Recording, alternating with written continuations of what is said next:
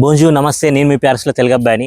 ఈ వీడియో చేయడానికి main reason ఏంటి అంటే, కొంతమంది స్టూడెంట్స్ ఏం చేస్తున్నారంటే వాళ్ళ పేరెంట్స్ కాకుండా స్పాన్సర్షిప్గా వాళ్ళ బాబాయ్ ఆర్ఎల్స్ మామయ్య వాళ్ళని సెలెక్ట్ చేసుకుంటారు. ఎందుకంటే కొంచెం ఫైనాన్షియల్గా స్టేబుల్గా ఉన్న వాళ్ళని. లో ఇన్కమ్ ఉంది, సో ఒప్పుకుంటారో ఒప్పుకోరో తెలియట్లేదు. సో అందు గురించి మేము వీళ్ళని సెలెక్ట్ చేసుకున్నాము. అండ్ ఇంకొంతమంది సింగిల్ పేరెంటింగ్ ఉంటారు, వాళ్ళది కొంచెం ఫైనాన్షియల్గా తక్కువ ఉంటుంది కాబట్టి వాళ్ళు ఇలా చూజ్ చేసుకోవడం. సో వాట్ ఎవర్ మేబీ ఆ రీజన్స్ చాలా ఉంటాయి, ఇక ఎవరి పర్సనల్ రీజన్స్ వాళ్ళకు ఉంటాయి కాబట్టి.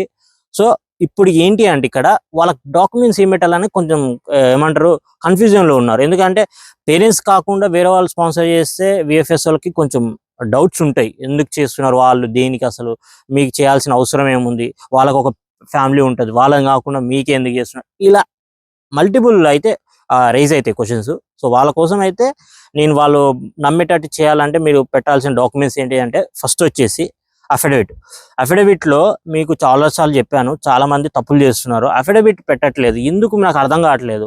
సో అఫిడవిట్ చాలా అంటే చాలా ఇంపార్టెంట్, ఎందుకంటే అది ఆన్లైన్ రిజిస్ట్రేషన్ కాబట్టి మీకు ఈజీ అవుతుంది. Okay, so bank cover letter మీద ఇన్ఫర్మేషన్ ఉంటుంది, దానికి కొంచెం ఎక్స్టెండ్గా చేసి అఫిడవిట్ తయారు చేసి దాంట్లో ఇప్పుడు మన పేరెంట్స్ అనుకో, డాటర్ ఆఫ్, సన్ ఆఫ్ అని ఉంటుంది ఎవరైతే ఉంటారో.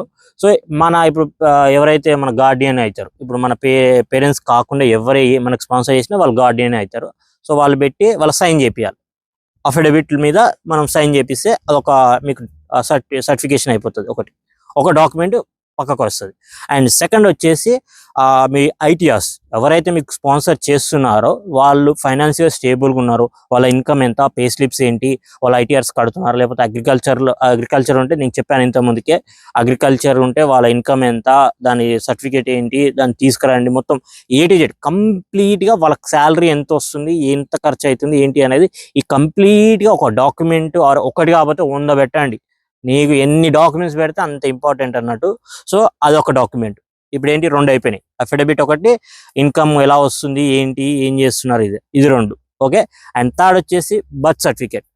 మీది మీ బాబాయ్ ఆర్ఎల్స్ మామయ్య వాళ్ళది ఎవరిదైతే ఉంటుందో వాళ్ళ బర్త్ సర్టిఫికేట్. వాళ్ళు ఎలా బర్త్ సర్టిఫికేట్ చేస్తామంటే, బాబాయ్ అనుకో మీకు చాలా ఈజీ అవుతుంది. ఎందుకు, మన ఫాదర్ది మన బాబాయ్ వాళ్ళది సేమ్ ఉంటుంది సర్నేమ్. సో అలా ఈజీగా మీ ఫాదర్ది పెట్టాలి, మీది పెట్టాలి, అండ్ మీ బాబాయ్ మూడు బర్త్ సర్టిఫికేట్లు పెట్టాలి మీరు.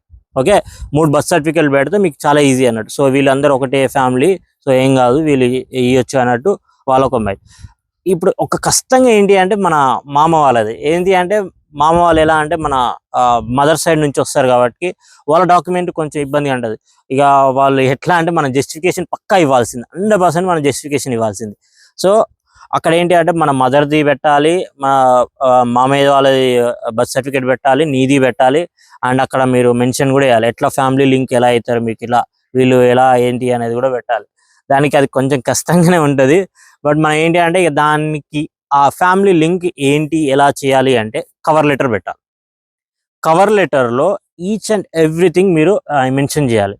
ఏంటి అంటే ఇప్పుడు మీ ఫ్యామిలీ కాకుండా మీ మామయ్య ఆర్ఎల్స్ మీ బాబాయ్ వాళ్ళు ఎందుకు మీకు స్పాన్సర్ చేయాలి, సో ఏంటి రీజన్ ఏంటి, అసలు మీకు చేయాల్సిన రీజన్ ఏంటి అని చాలా క్వశ్చన్స్ రేజ్ అవుతాయి. దానికి మీరు ఆన్సర్ ఇవ్వాలి. ఆన్సర్ ఇస్తున్నట్టు ఆ కవర్ లెటర్ రాసి అది అటాచ్ చేసి విఎఫ్ఎస్ దగ్గర ఇవ్వండి, బెటర్ మీకు అది.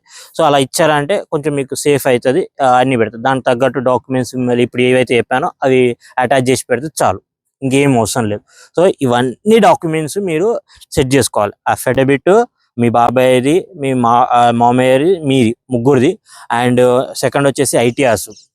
సో ఐటీఆర్స్ మీ బాబాయ్ ఆర్ఎల్స్ ఎవరైతే మామయ్య ఉంటారో వాళ్ళ స్టేబుల్గా ఫైనాన్షియల్గా ఉన్నదో అదొక డాక్యుమెంట్. అది ఏ డాక్యుమెంట్ అయినా పర్లేదు, అది మాత్రం పక్కా ఉండాలి. అండ్ థర్డ్ వచ్చేసి ఇది బర్త్ సర్టిఫికేట్ మీరు జస్టిఫికేషన్ మీది, మీ ఫాదర్ది, మదర్ది, మీ బాబాయ్ది, ఇలా అన్నీ ఉండాలి. సో అవి బర్త్ సర్టిఫికేట్ ఉన్నాయో చూసుకోండి. అండ్ ఫోర్త్ వచ్చేసి కవర్ లెటర్.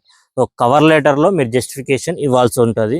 అది ఏంటి, ఎలా స్పాన్సర్ చేస్తున్నారు, ఎందుకు చేస్తున్నారు, ఎంత చేస్తున్నారు, మీకు చేయాల్సిన అవసరం ఏంటి, మీకే ఎందుకు చేయాల్సి వస్తుంది, అది అని చాలా క్వశ్చన్స్ ఉంటాయి. దానికి తగ్గట్టు మీరు కవర్ లెటర్ రాసిస్తే బెటర్.